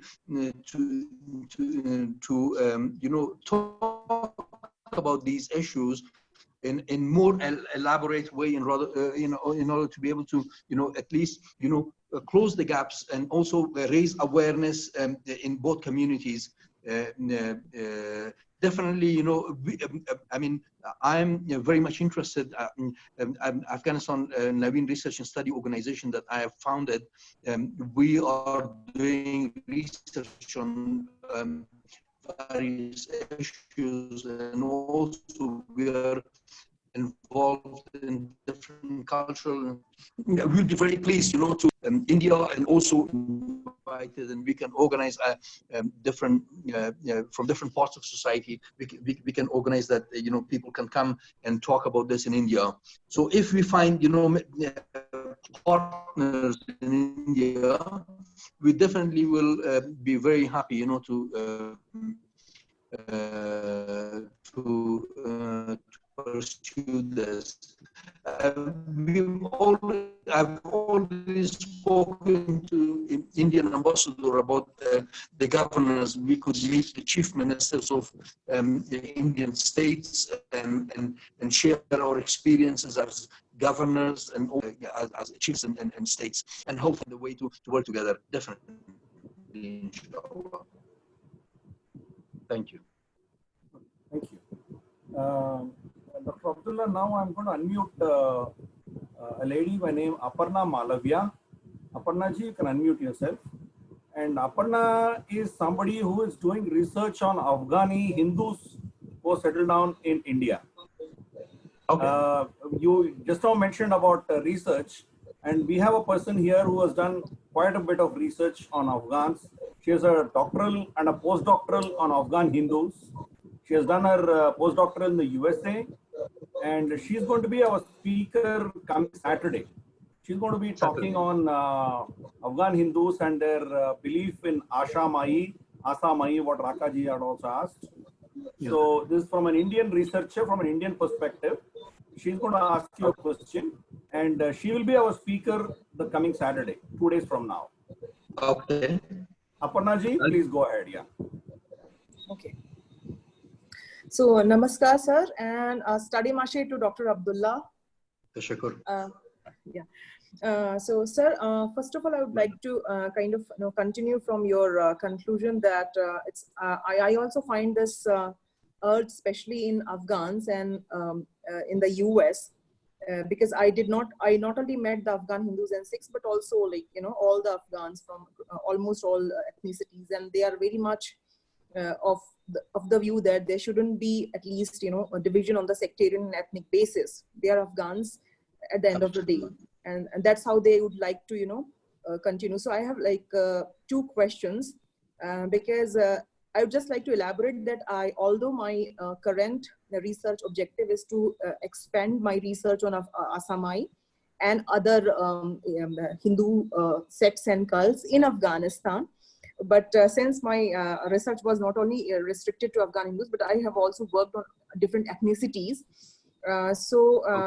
On that perspective, I would like to know your views, because that I got a strong sense that I found Afghans, especially I met Afghans in Delhi, in the US, and there's a strong urge in the modern generation for the reconstruction. So I was wondering how we can merge the voices, considering this so-called peace deals, how we can kind of really benefit from the Afghan diaspora, which is dispersed almost across all the 5 continents, Afghans in Australia and the US, in Canada, Germany, you name the country, and there are Afghans, and they are very well placed Afghans. They are very energetic and intelligent and intellectually and very sophisticated people. So how we can use their energies? So and not just on a rhetorical basis, but how can we pull up? So can there be any such kind of effort? And the second question, sorry to be to have a kind of elongated. Yeah. Second question is that there's not only Asamai in Kabul, as my oral narrative suggests. There are other temples in Ghazni and Kandahar. I know that this is going to be a very complex thing, but as one of the previous speakers has also told, that I will also be interested in, if God permits me, to go there and kind of see that how we can can there be an effort to reconstruct them, and then sort of in terms of unearthing the great civilizational history of not only of Afghanistan but Bharat. Can we just do some kind of excavations in Afghanistan? I know it's a very complex considering the current situation, but can there be a possibility, and how can we contribute in that purpose? Absolutely. To be honest, that's absolutely fine. Thank you, Tashakur, for putting these important questions in front of me, because I'm an excavator, but I'm an enthusiast, you know, for keeping old artifacts in my office, in my home, and everywhere. And you know, civilization explains about a lot of things, you know, that you normally, you know, we don't know about. You know, when you talk about the, you know, the progress of Western civilization so quickly in the past 100 years, we have been doing this for thousands of years, and we haven't got anywhere. And they all of a sudden, you know, in 100 years, they got everything, you know, and they are the champions. And where did they get this knowledge from? This knowledge didn't come from anywhere. I have I had you know, a little pottery, which explained, you know, there was a little design inside of this pottery. I couldn't find it, otherwise I would show that one as well.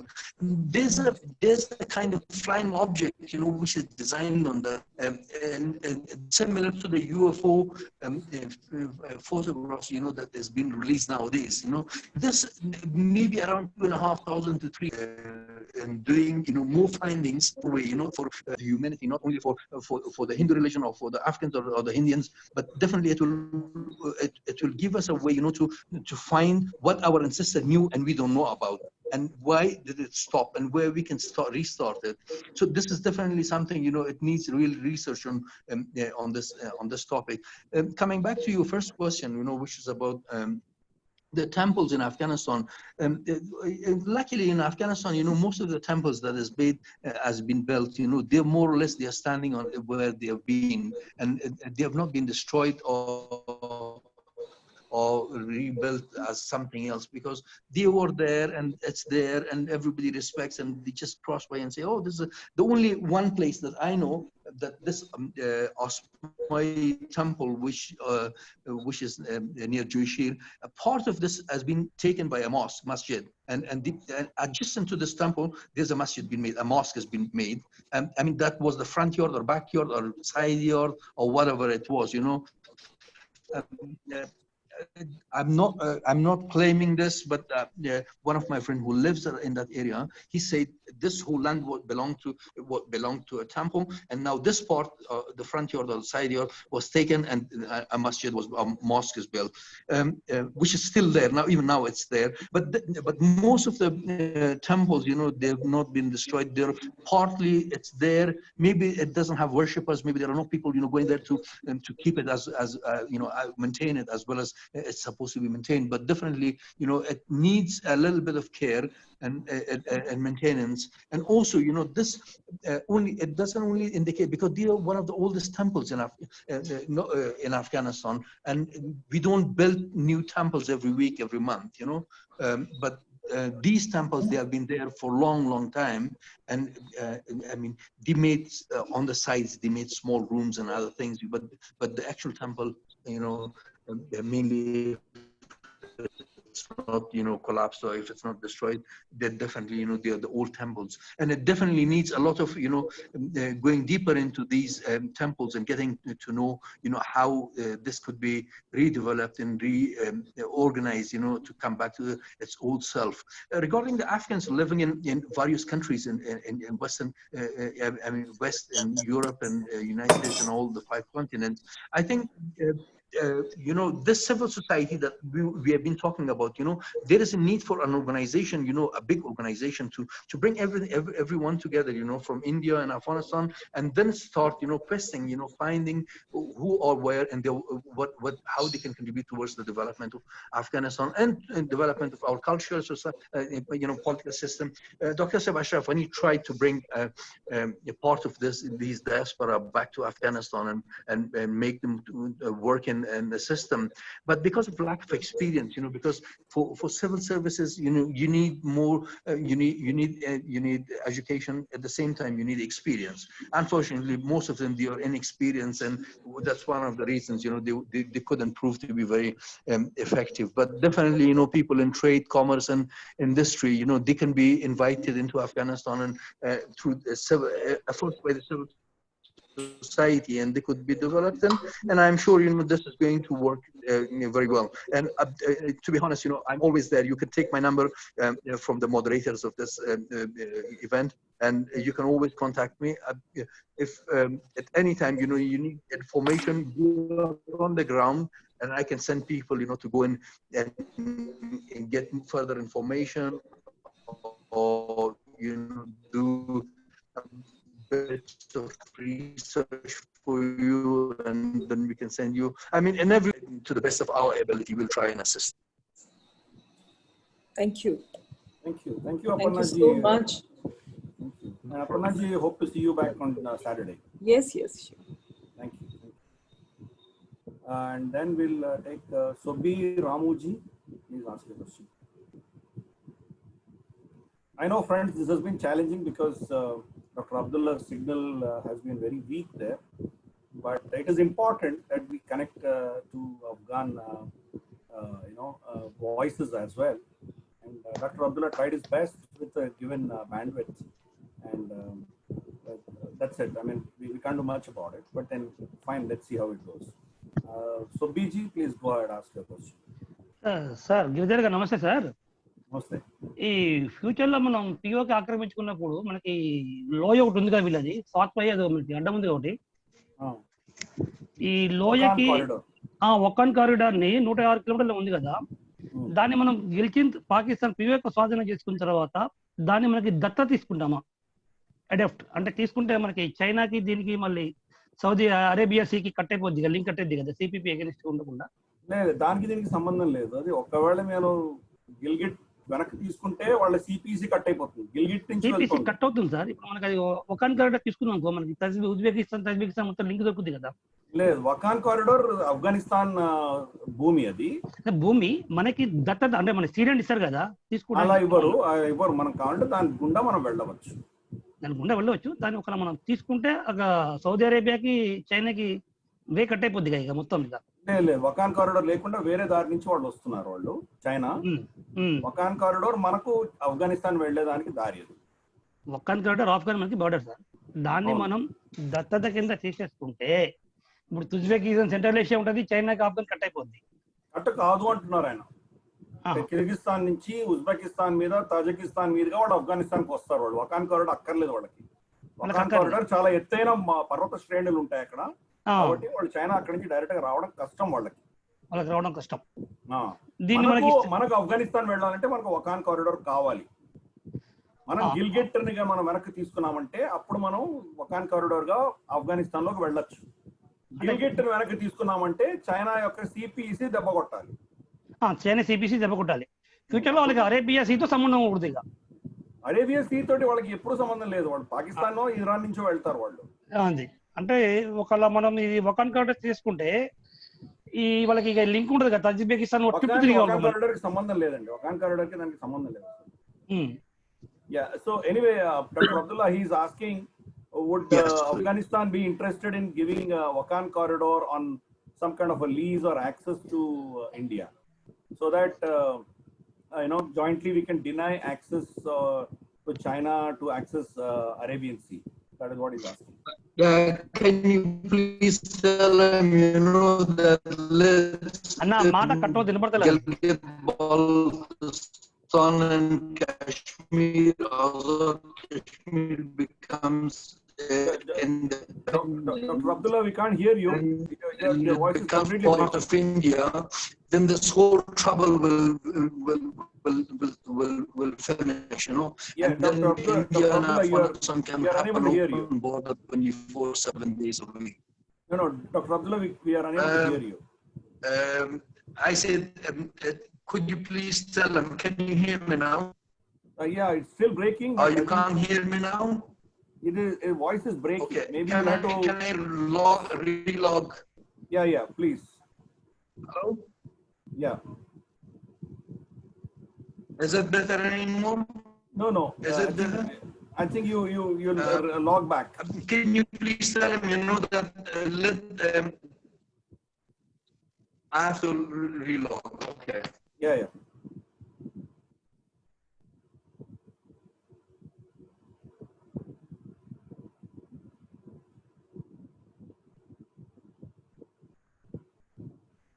Girdharji, we have Mr. Hamid Bahram to ask a question. He is unable to raise his hand. I will unmute him after this, after he answers. Yeah, okay. Subratji, you have to probably help him out where he can find the hand button. He's not able to locate it. I just told him. Maybe.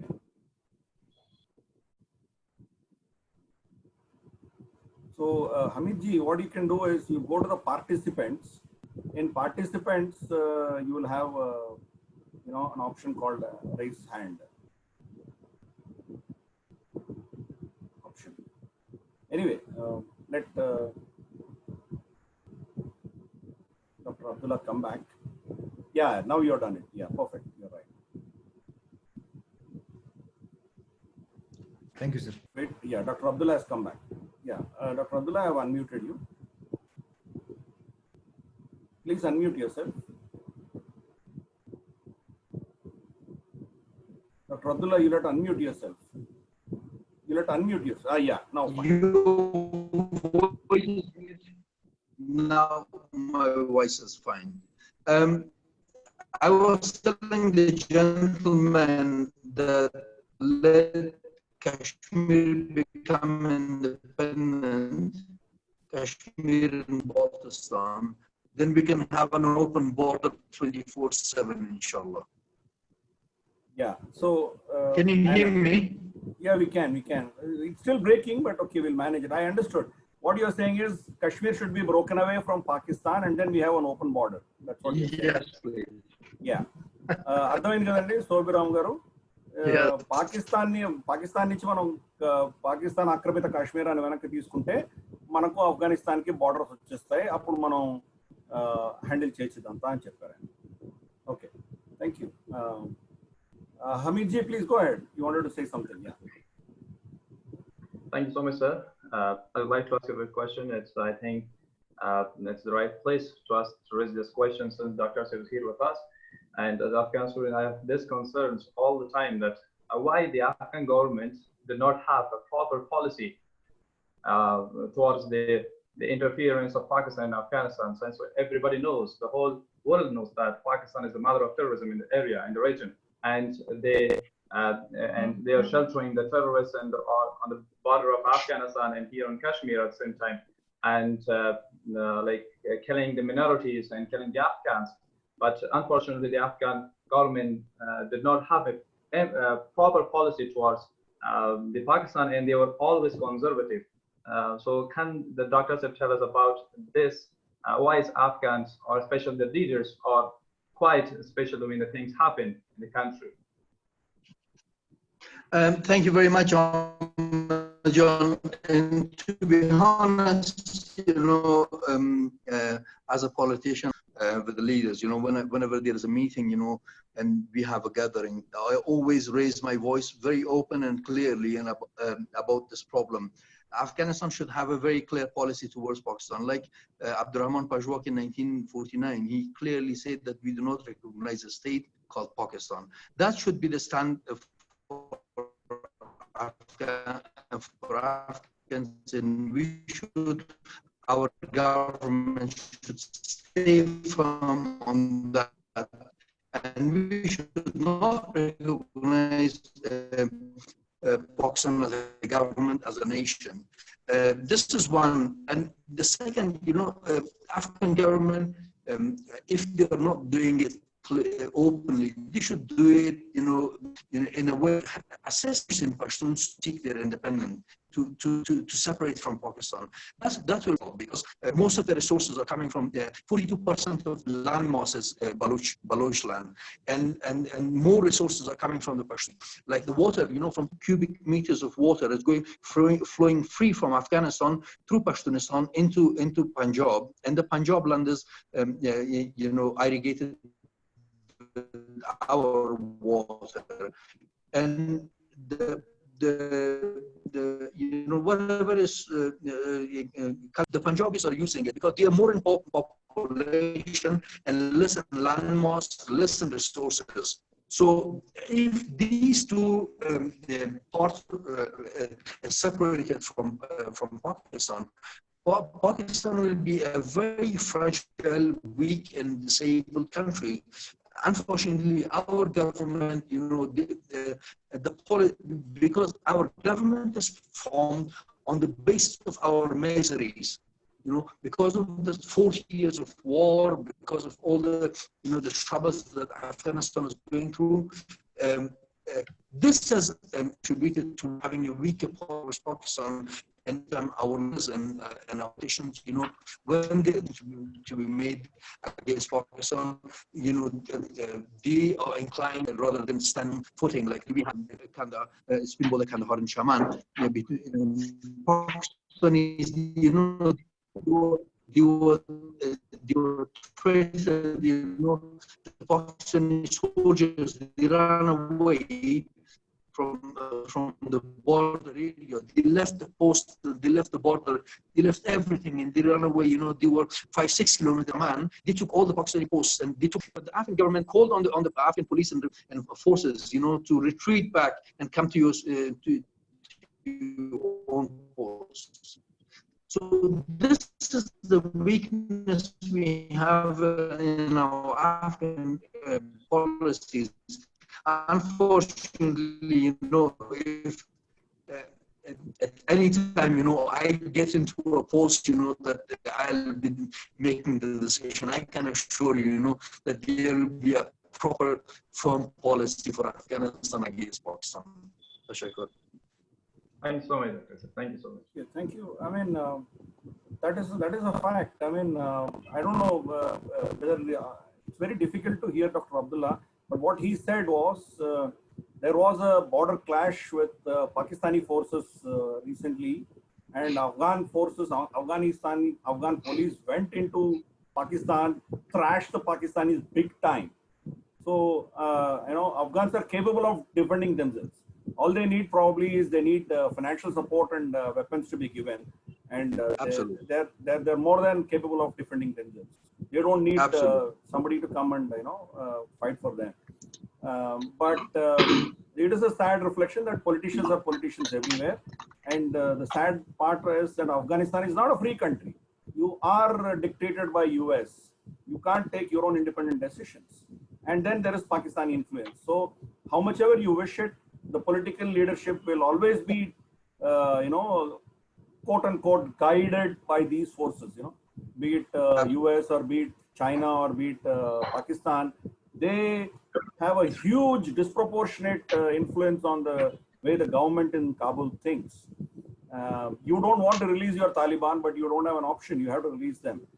So that's the sad part. I think till the time when we see more freedom to the Afghans themselves, and proper support to your armed forces, these things are going to continue. I mean, you can't ignore Pakistan for some time at least, unless we Indians help you out in breaking up Pakistan.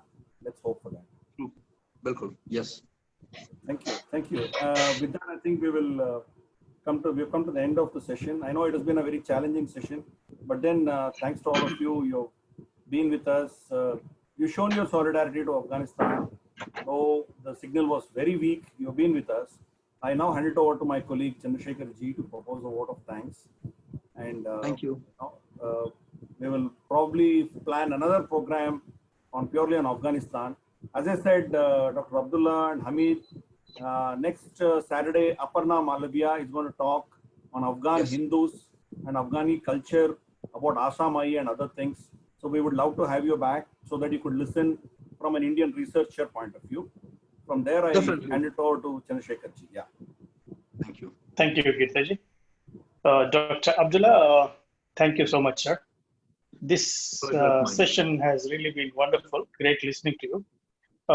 Throughout your talk, I only wish that the signal could get better. I'm not complaining. I know the challenges on your side. It's only that the hope only to be able to listen to you better. Nevertheless, we could make out and understand what you really wanted to share with us. Thanks for providing so much awareness and sharing so much information.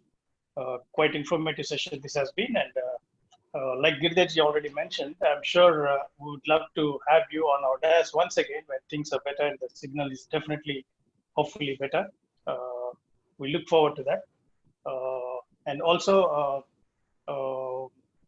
you mentioned, I mean, a couple of things, but anyway, the signal is not so good on your side.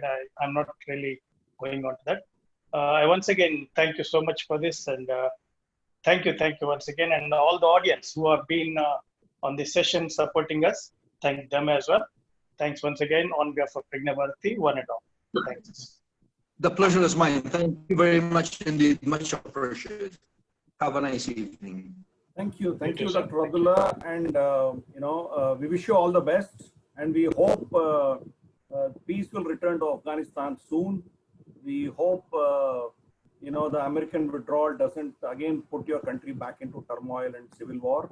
We want to see peace in Afghanistan, and we will always be friends with you. Very many thanks. Very many thanks. And we are trying towards that, inshallah. I'm one of those, who's trying my best to make things happen for the better Afghanistan. Thank you.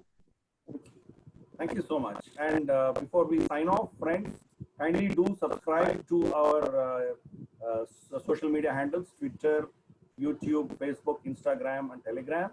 And also those of you who want to contribute, kindly do contribute using the link that has been provided in the link that we have shared to all of you. Thank you one and all. Bharat Mata Ki Jai. Namaste. Bharat Mata.